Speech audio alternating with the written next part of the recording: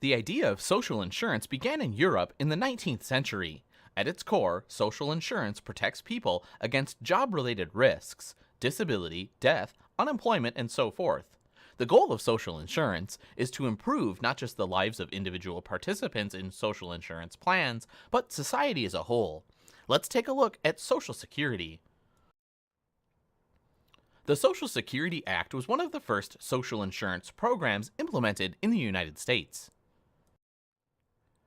President Roosevelt signed it into law in the United States in 1935, and it went into effect in 1937.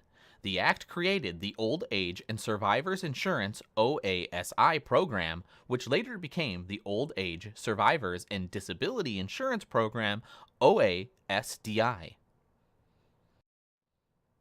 Its purpose was to provide retired workers with a continuous stream of income after their retirement. Later, other provisions would be added to cover dependents and survivors of covered workers, as well as disabled workers and their dependents, and to provide health insurance coverage for the elderly. The Social Security Act was passed in the United States in part because workers were becoming less likely to have extended families to care for them in their later years, and more people moved from family farms to the city to work in industry. In 2016, the Social Security tax rate, which funds Social Security, was 12.4% of an employee's salary, shared equally between the employee and the employer on earnings up to $118,500. This tax is the OASDI portion of the Federal Insurance Contribution Act FICA tax that is withheld from an employee's paycheck.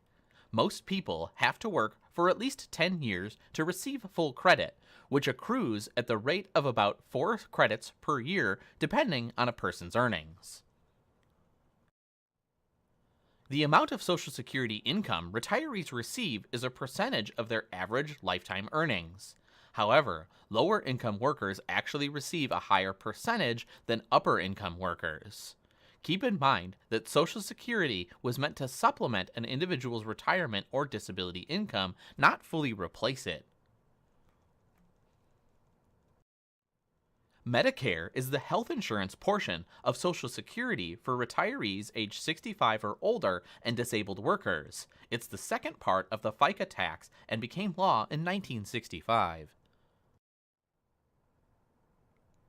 Your Social Security credits count towards Medicare eligibility.